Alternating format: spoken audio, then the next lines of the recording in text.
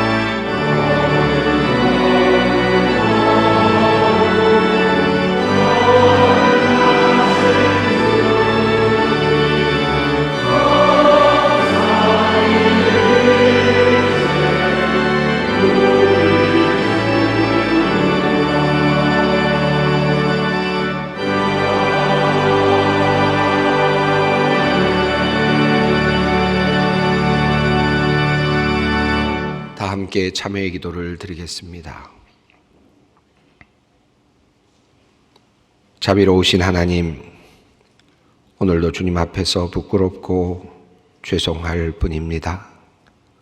개선장군처럼 지난 한 주간의 승리의 소식을 가지고 주님 앞에 섰으면 좋았으련만 오늘도 우리는 여전히 초라한 모습으로, 실패자의 모습으로 주님 앞에 나왔기 때문입니다. 주님께서 우리를 향해 보여주신 사랑이 크기에, 참아주신 인내가 너무나도 감사하기에 오늘만큼은 부끄럽지 않은 모습으로 주님을 배우기 원하였지만 오늘도 결국 실패자의 모습으로 주님 앞에 나온 우리를 불쌍히 여겨 주시옵소서. 짧은 일주일을 살았는데도 어찌 그리 많은 실수가 있었는지요. 부끄러운 일도 행하였고 더러운 자리에도 있었습니다. 가치 없는 저속한 말도 하였고 남을 무시하는 행동을 하거나 교만한 모습을 보여 사람들의 마음에 상처를 주기도 하였습니다. 불의와 타협하였고 양심의 가책이 되는 일에도 눈을 감았습니다. 하나님, 우리가 우리 자신을 돌아볼 때도 이렇게 죄가 크고 안타깝거든 하나님께서 보시기에는 어떠하시겠습니까? 하나님께서 우리의 부족함을 보아주시고 거룩하신 주님의 보혈을 기억하사 우리의 모든 죄를 용서하여 주시옵소서. 하나님의 자녀라 말하면서도 자녀답게 살지 못해 주님의 영광을 가렸습니다. 하나님의 은혜를 찬송하기보다는 도리어 자신의 현실을 불평하며 우리를 지으신 하나님을 원망하였습니다. 주님의 크신 능력 알고 고백하면서도 늘 믿음 없이 낙심하며 고통 가운데 살았습니다. 주님, 우리의 모든 죄악을 용서하여 주시옵소서. 지금은 하나님과 나만이 아는 죄를 생각하며 묵묵히 참회의 기도를 드립니다. 여호와는 긍휼이 많으시고 은혜로우시며 노하기를 더디하시고 인자하심이 풍부하시도다. 아버지가 자식을 긍휼히 여김같이 여호와께서는 자기를 경외하는 자를 긍휼히 여기시나니 이는 그가 우리의 체질을 아시며 우리가 단지 먼지뿐임을 기억하심이로다. 그러므로 주 예수 그리스도 안에 있는 자에게 결코 정죄함이 없느니라. 아멘.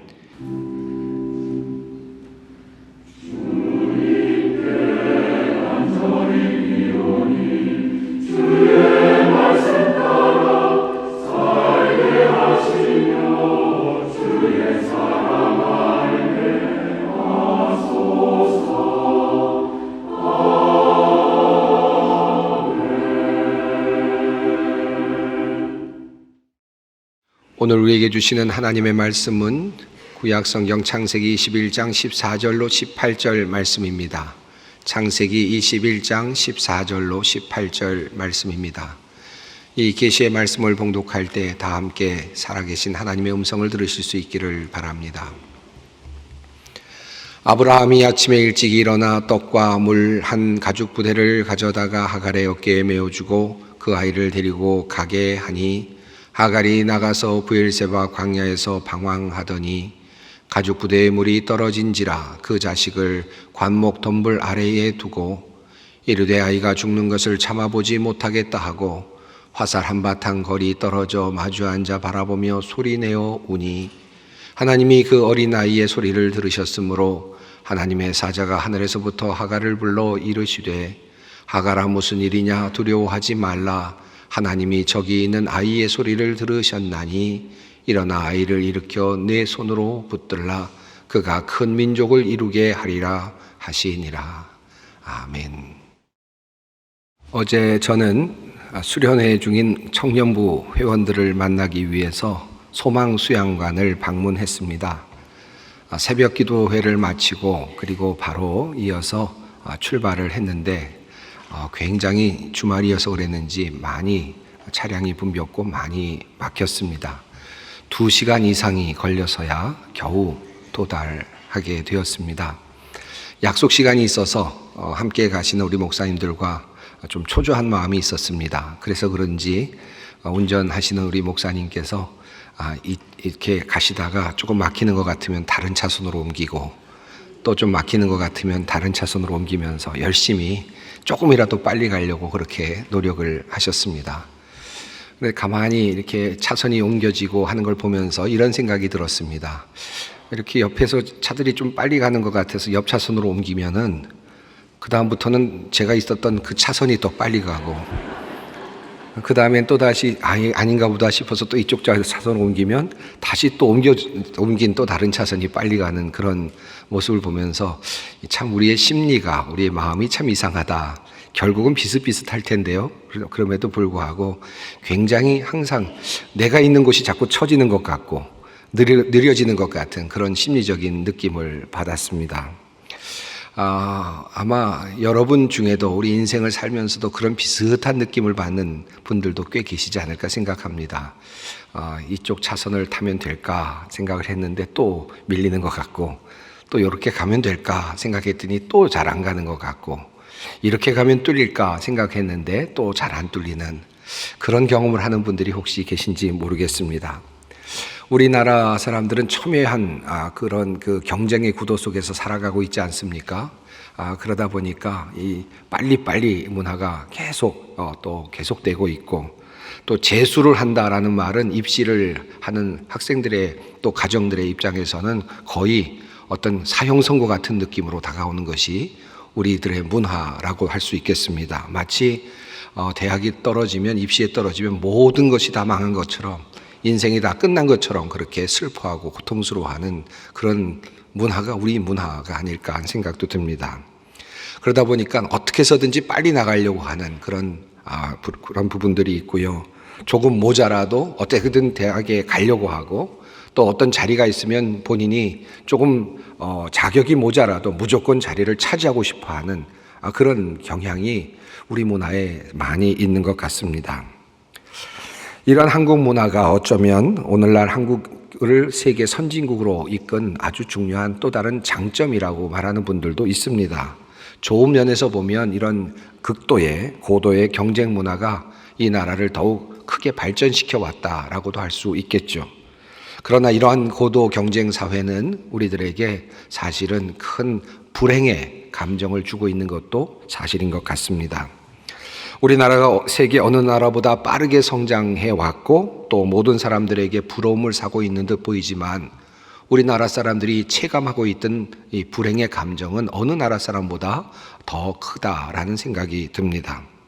여러분, 행복지수라고 하지 않습니까? 세계 행복지수 2022년 행복지수가 발표되었습니다.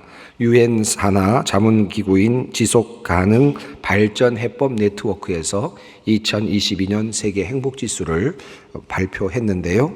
우리나라는 세계 59위를 차지했습니다. 우리나라가 2022년 국내 총생산, 그러니까 GDP 세계 순위가 12위입니다.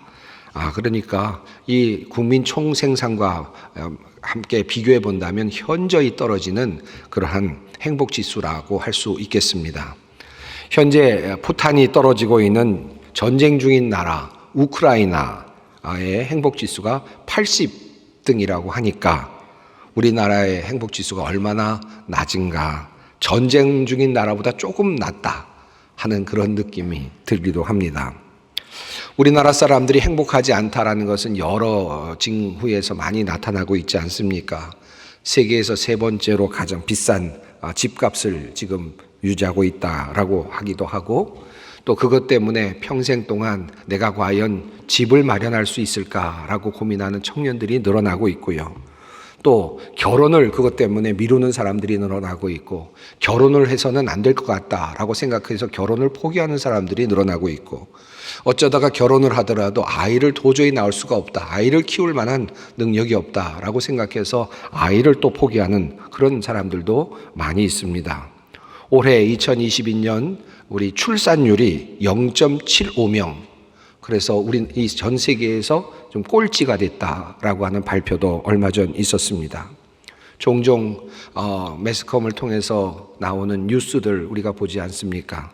온 가족이 함께 목숨을 끊었다라고 하는 그런 뉴스들을 들을 때마다, 볼 때마다 가슴이 미어지곤 합니다.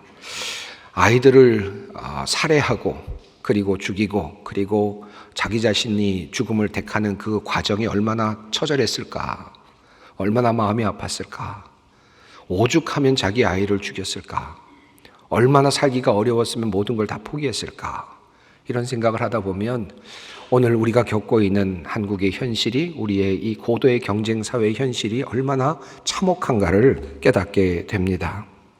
아마도 오늘 설교 말씀을 듣는 분들 중에는 이와 같은 비슷한 경험을 하고 있는 분들이 있을 줄 압니다. 오늘 어쩌면 마지막 예배라고 생각하고 어쩌면 이 예배를 드리고 있는 분이 있을지도 모르겠습니다. 나의 미래는 암담해, 어떻게 살아가지? 라고 생각하며 그런 마음으로 오늘 이 자리에 있는 분들도 있을 것입니다. 우리 청년들의 경우에는 대부분 자신의 미래가 어둡다고 생각하고 있습니다. 모두 잘 살아낼 수 있을까? 나의 긴 미래를 과연 내가 잘 채워낼 수 있을까?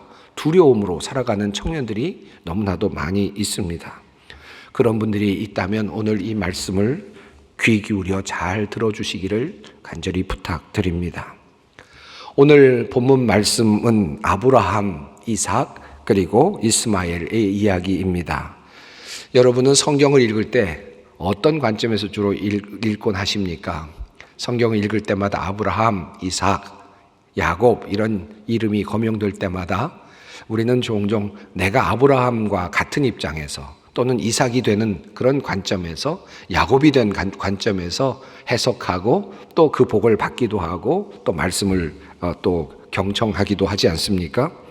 왜 그렇습니까? 그 인물들은 성경에 나오는 주인공들이기 때문이죠.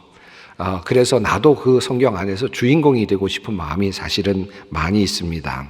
그래서 그들의 입장에서, 아브라함의 입장에서 성경 말씀을 읽고 또 이삭의 말씀에서 성경 말씀을 읽고 야곱의 입장에서 성경 말씀을 읽곤 하죠. 하지만 정말 현실은 어떻습니까? 정말 우리는 인종적으로 아브라함의 인종입니까? 이삭의 인종입니까? 야곱의 인종입니까? 우리는 이스라엘 국민이 아닙니다. 혈통적으로 우리는 가나안 민족, 아브라함과 또 아브라함 민족과 전혀 관계가 없습니다. 이스라엘 민족과 전혀 관계가 없습니다. 아마도 이스라엘 사람들은 우리가 아브라함을 이야기하면서 뭔가 감동을 받고 있는 모습을 보면 어쩌면 피식 웃을지도 모를 일입니다. 그렇다면 우리의 마음의 실제 현실은 어떻습니까? 어쩌면 우리의 심리 상태는 주인공으로 그렇게 나타나는 아브라함이나 이삭이라기보다는 어쩌면 이스마엘과 같은 그런 경험들을 더 많이 하고 있을지도 모르겠습니다. 모든 것이 다 잘 되어가고 있는 그런 사람이 아니라 자꾸 내가 가는 차선이 막히는 것 같은 경험을 하는 사람, 내가 하는 일만 잘 안 되는 것 같이 느껴지는 그런 사람들 말입니다. 다른 사람들은 다 잘 되는 것 같은데 왜 나만 일이 잘 안 되는가? 내가 가는 길은 왜 이렇게 자꾸 막히는가? 하나님께 버림받은 것 같이 느껴지는 그런 사람들 말입니다. 다른 사람들은 사업을 하면 잘만 하는 것 같은데 왜 내가 사업을 선택하기만 하면 내 일은 이렇게 꼬이고 잘 안 되는 것일까? 정말 다른 사람들은 정말 좋은 직장 다니는 것 같은데 나도 나름대로 좋은 직장이라고 생각하고 찾았는데 왜 나는 이렇게 잘 못 고른 그런 직장이 되어서 이렇게 고생을 하고 있는가? 이렇게 생각하는 사람들. 다른 사람들은 다 가정이 단란하게 잘 살고 있는 것 같은데 왜 나의 가정은 이렇게 분란이 많고 또 부부관계가 깨어지고 어렵고 힘든 상황 속에서 살아야 되는가? 이와 같은 마음으로 오늘을 사는 사람들이 훨씬 더 많지 않을까 생각이 됩니다. 오늘은 이 땅에서 주인공으로 살아가고 있는 사람들이 아닌 조연으로 살아가고 있는 사람들, 남들보다 내가 뒤떨어졌다라고 생각하며 살아가고 있는 사람들을 위하여 하나님께서 주시는 말씀입니다. 오늘 본문 속 창세기 21장에는 몇 사람의 인물이 등장합니다. 우선 주연급으로 아브라함과 그리고 그의 아내 사라가 등장합니다. 그리고 조연급으로 아브라함의 첩이며 그의 서자 이스마엘의 어머니 하갈이 등장하죠. 물론 이스마엘도 이삭도 또 등장합니다. 우선 창세기 21장은 사라가 그토록 기다리던 이삭을 이제 노년에 낳는 이야기로부터 시작이 됩니다. 그리고 8일 만에 할례를 받는 이야기가 이어지고요. 그리고 8절 이후에서는 아기가 자라서 이제 젖을 떼고 이제 아장아장 자라나는 시절, 이삭의 어린 시절에 대한 이야기가 소개되고 있습니다. 그때 꽤나 성장했을 법한 이스마엘이 이삭을 놀리는 장면을 사라가 목격하였습니다. 아이들이 그럴 수도 있지요. 나름 이스마엘이 그 어린 이삭을 보면서 귀여워서 그렇게 장난질을 했을지도 모르겠습니다. 하지만 엄마의 어떤 본능이었는지 모르겠습니다. 사라는 너무나도 귀한 아이를 뒤늦게 낳아서 그랬는지 모르겠지만 그것을 용납하지 못했습니다. 그것을 받아들이지 않았습니다. 사라는 아브라함에게 하갈의 소생인 이스마엘과 그의 어미 하갈을 내어 쫓으라고 그렇게 강하게 주장을 하였습니다. 사실 넓게 본다면 얼마든지 함께 살아갈 수 있는 그런 한 가족이죠. 특별히 오늘과 같은 현대가 아닌 고대 시대를 생각해 본다면 얼마든지 가능한 일입니다. 고대 시대에는 얼마나 많은 사람들이 첩과 함께 살았습니까? 야곱의 경우를 한번 생각해 보십시오. 야곱의 아내가 둘이었습니다. 레아와 라헬, 그리고 첩이 또 둘이었습니다. 실바와 빌하. 이렇게 네 여인이 아이들을 낳았습니다. 그 자녀들이 12이 되었습니다. 그러나 그 자녀들을 함께 데리고 살지 않았습니까? 그리고 모두 그들은 이스라엘 백성이 되었고 지파가 되었고 이스라엘 하나님의 백성의 나라를 이루는 큰 민족이 되지 않았습니까? 얼마든지 아내와 또 첩과 그의 자녀들과 함께 살아갈 수 있는 환경이 고대 사회였지요. 그런데 사라는 하갈과 이스마엘을 자신의 가족 안에 포함시키지 않았습니다. 오직 아브라함과 이삭과 사라만이 기업을 이을 그럴 가족이라고 생각을 합니다. 그래서 그 당시에 14살 정도 되었을 법한 이스마엘과 그리고 그의 어미 하갈은 내쫓김을 받게 됩니다. 떡 몇 개와 그리고 물 한 부대를 받고 쫓겨나게 됩니다. 한편으로 생각하면 이 이야기는 윤리적이지 않습니다. 자비롭지도 않습니다. 본받을 만만 하지도 않습니다. 부인이 첩을 질투하고 남편의 서자와 첩을 내쫓고자 하는 사건이었습니다. 아브라함의 입장에서는 또 그의 아들이기도 한 이스마엘을 생각하면 참으로 난처한 입장이 아닐 수 없었을 것입니다. 그런데 이상하게도 하나님께서는 사라의 편을 들어주셨습니다. 얼마든지 사라에게 야단을 치시고 함께 잘 살아라 라고 그렇게 말씀하실 법한데, 그런데 하나님께서는 아브라함에게 사라의 말대로 하라 라고 그렇게 말씀을 하십니다. 여기서 우리는 조금 이상한 생각이 들기도 하지요. 왜 하나님께서는 이렇게 비윤리적이고 비인간적인 사라의 그 고집과 생각을 두둔하셨을까? 마치 언뜻 보면 자기만 알고 자기 아들만 아는 속 좁은 가족주의를 하나님께서도 인정하시고 부추기시는 듯 보이기도 합니다. 하지만 여기에는 사실 하나님의 오묘하신 뜻이 숨겨져 있습니다. 언뜻 하나님께서는 사라의 속 좁은 생각에 동의하시는 듯 보이지만 사실은 그보다 더 큰 원대한 하나님의 뜻을 이루기를 원하셨던 것입니다. 하나님께서 원하셨던 것은 아브라함과 이삭 그리고 그의 아들들로 이루어지는 특별한 가족을 생각하셨습니다. 다윗이 태어나고 솔로몬이 태어나고 그리고 예수 그리스도가 태어날 그 귀한 가문을 생각하고 계셨던 것입니다. 그리고 그 이삭을 그 이스마엘로부터 보호받게 하시기를 원하셨던 것 같습니다. 그리고 그렇게 될 때 예수 그리스도를 통하여서 온 인류의 구원이 이루어질 것을 계산하고 계셨던 것입니다. 따라서 사라의 그 고집과 하나님의 허용 사이에는 엄청난 차이가 있습니다. 사라의 생각이 속 좁은 가족주의, 정실과 아들의 우선주의에 있다면 하나님의 생각은 온 인류를 구원하시고자 하시는 원대한 계획 가운데 있었다라고 할 수 있습니다. 오늘 본문 속에서 우리는 사라의 이미지 속에서 우리는 승자의 모습을 봅니다. 그리고 하갈을 통해서 패자의 이미지를 떠올리게 됩니다. 사라는 분명 하갈과의 대결 구도 속에서 본다면 승자였습니다. 사라는 아브라함이 아들 이삭을 낳고 그리고 또 아브라함의 사랑을 받았고 또 종을 좌지우지할 수 있는 권력, 권한도 가지고 있었습니다. 무엇보다도 하나님의 약속까지도 붙잡고 있었습니다. 하나님 역시 사라의 편에 서 주셨습니다.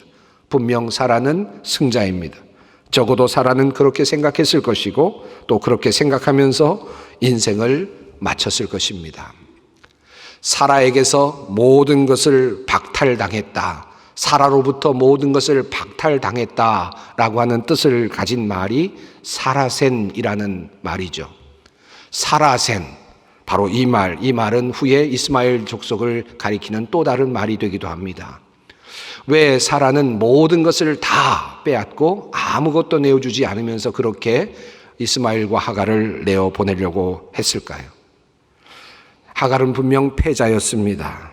아브라함의 아들 이스마엘을 낳아서 14년 동안이나 길렀는데, 그런데 아브라함이 사라와 아들을 낳고는 대우가 달라집니다. 사랑도 식었습니다. 사라도 강하게 이스마엘을 배척합니다. 하나님도 하갈을 내어 쫓으라 합니다. 그리고 정말 그는 재산도 하나 얻지 못한 채로 물 몇 개와 떡 몇 개와 물 한 자루를 받아들고는 그만 정처 없이 나서게 됩니다. 이런 생각을 해봅니다. 하갈이 얼마나 분했을까요? 아기를 낳으라고 들여보낼 때는 언제였고, 아기를 낳았다고 기뻐할 때는 언제였고, 이제 더 이상 희망이 없으니 이제 이스마엘이 이제 우리의 후계가 되어야 될 것이다 라고 말하는 그 이야기는 어디로 갔고, 이제 자신의 아들이 태어나자마자 이제 이스마엘과 자기를 내어 쫓는 바로 그와 같은 모습, 생각하면 얼마나 분했을까 하는 생각도 듭니다. 아마도 그는 이후에 평생 동안 슬픔 속에 살며 원망 속에 살았을지도 모를 일입니다. 사람에게 배신당한 그 배신감, 미래에 대한 두려움, 당시 여인들이 아이를 데리고 홀로 산다는 것은 거의 죽음과 같은 일이었습니다. 그렇게 내몰려진 인생이었습니다. 그의 그런 인생이 너무나도 슬펐을 것입니다. 성경은 그 상황을 이렇게 묘사하고 있습니다. 하갈이 나가서 브엘세바 광야에서 방황하더니 가죽부대의 물이 떨어진지라 그 자식을 관목 덤불 아래에 두고 이르되 아이가 죽는 것을 참아보지 못하겠다 하고 화살 한바탕 거리 떨어져 마주 앉아 바라보며 소리내어 우니. 슬픈 어미 하갈의 모습입니다. 자신의 아들이 죽어가고 있는 모습을 참아볼 수 없어서 멀리 떨어져 나옵니다. 이제 물이 다 떨어졌습니다. 아이는 이제 목이 말라 타들어가고 이제 죽어가고 있습니다. 더 이상 물을 구할 길이 없습니다. 아이가 옆에서 죽는 모습 참아 바라볼 수 없어서 아이를 서늘하게 보이는 관목덤불 아래 두고는 자기 자신은 멀리 떨어져 나왔습니다. 아이가 죽어가는 모습을 보이기가 어렵습니다. 아들은 죽어갑니다. 저 멀리서 아들이 신음하는 소리가 들립니다. 죽어가는 모습이 어렴풋이 보입니다. 고통스러운 몸짓이 보입니다. 차라리 소리를 듣지 않으려고 그렇게 멀리 나왔습니다. 얼마나 안타까운 모습입니까? 그런데 참으로 신기하게도 하나님께서 이 버려진 하갈과 이스마엘에게 임재하십니다. 그리고 하갈에게 놀라운 말씀을 하여 주셨습니다. 하나님이 그 어린 아이의 소리를 들으셨으므로 하나님의 사자가 하늘에서부터 하갈을 불러 이르시되 하갈아 무슨 일이냐? 두려워하지 말라. 하나님이 저기 있는 아이의 소리를 들으셨나니 이렇게 말씀하십니다.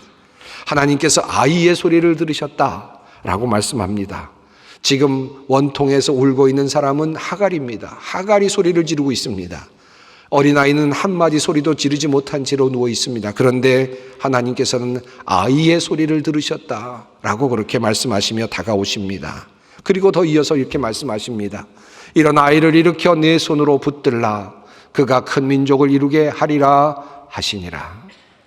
결국 하나님은 하갈의 눈을 밝히셔서 샘물을 찾게 하셨고 가죽부대에 물을 채우다가 그 아이에게 마시게 하셨고 생명을 보존케 하십니다. 처량하게 울고 있었던 하갈에게 하나님께서 오셔서 그를 도우시고 약속을 주시고 그와 함께 해 주셨습니다.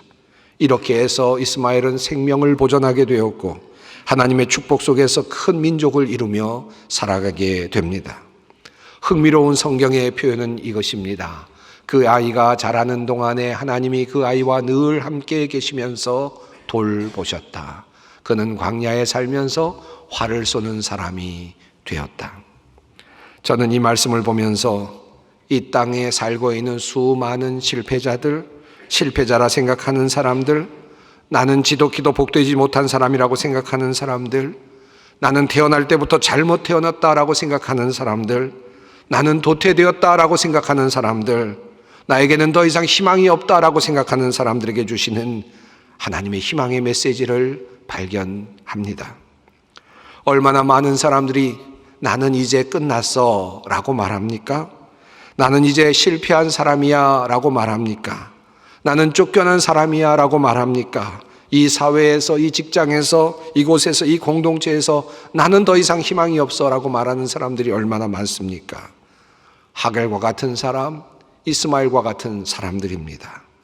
얼마나 많은 사람들이 목말라 하고 있습니까? 물을 찾으나 목을 축일 만한 물이 없어서 타들어가고 있는 그런 사람들이 얼마나 많습니까? 마실 물이 없어서가 아닙니다. 물질적으로 사랑에 굶주려서 또 많은 여러 가지 문제로 인하여서 굶주림으로 목타는 그 목마름으로 그렇게 목말라 하는, 그러면서 죽어가는 사람들이 얼마나 많이 있습니까? 목말라 죽어가는 사람들을 위한 소망의 말씀이 바로 오늘 말씀 가운데 있고 또한 희망을 잃어버린 사람들을 향한 희망의 말씀이 오늘 말씀 가운데 있습니다. 바로 이스마엘에게 하나님께서는 이렇게 말씀하십니다. 두려워 말라. 하갈아, 무슨 일이냐? 두려워 말라. 마치 다가오시듯 달려오시듯 그렇게 주님께서는 무슨 일이냐? 무서워하지 말아라 라고 그렇게 말씀하십니다. 하나님의 들으심이 있습니다. 하나님 말씀하십니다. 하나님이 그 어린 아이의 소리를 들으셨으므로 라고 말씀하십니다. 하나님께서 이스마엘의 소리를 들으셨다는 것입니다. 그리고 또 큰 민족을 이루게 하시겠다는 약속을 주십니다. 일어나 아이를 일으켜 내 손으로 붙들라. 그가 큰 민족을 이루게 하리라. 눈을 밝혀 샘을 찾게 하시는 도우심이 있습니다. 하나님이 하갈의 눈을 밝히셨으므로 샘물을 보고라고 성경은 말합니다. 하나님의 함께 하심과 돌보심이 있습니다.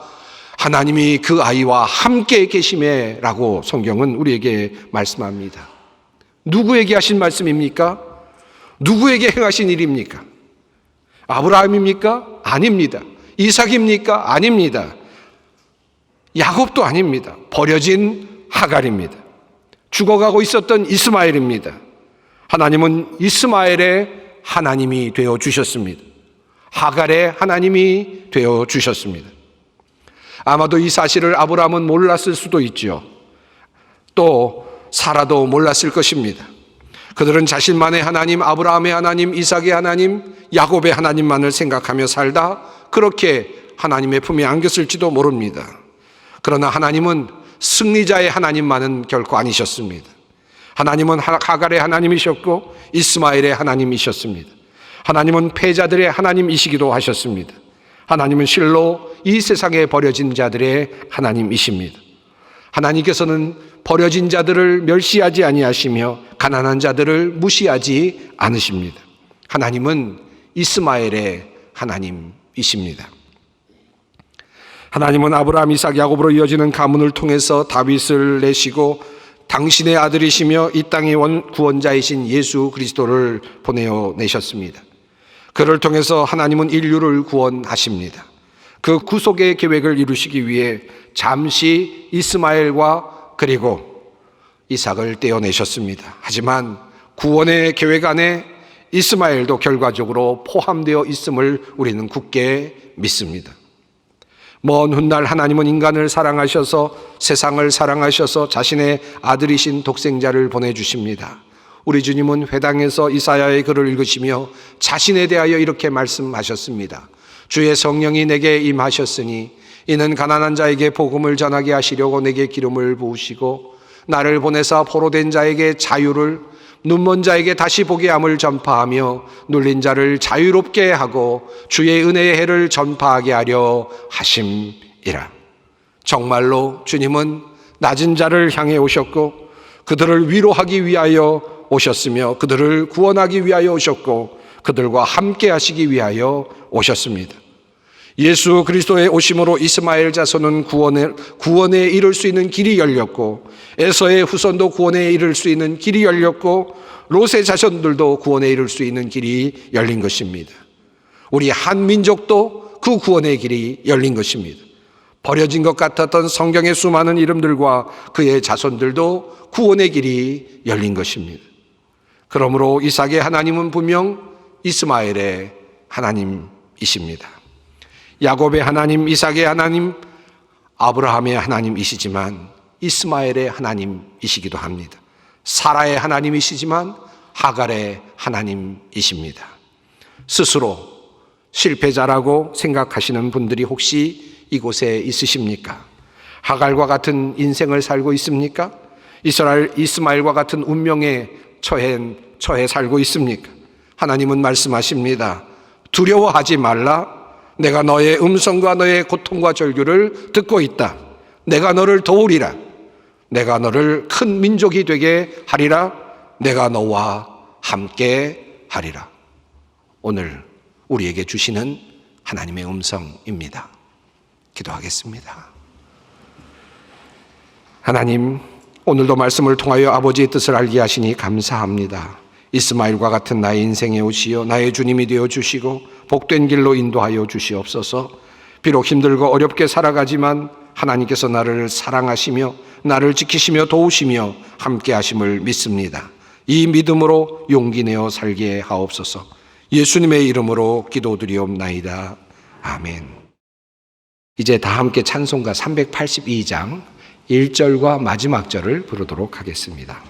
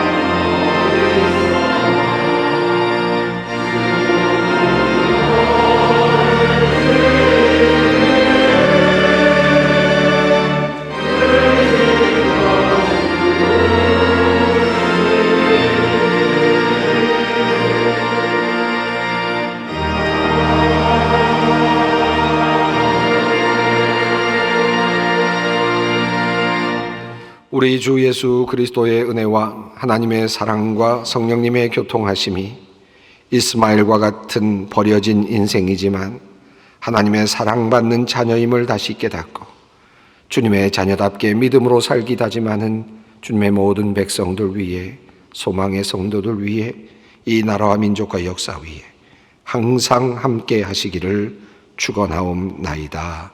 아멘.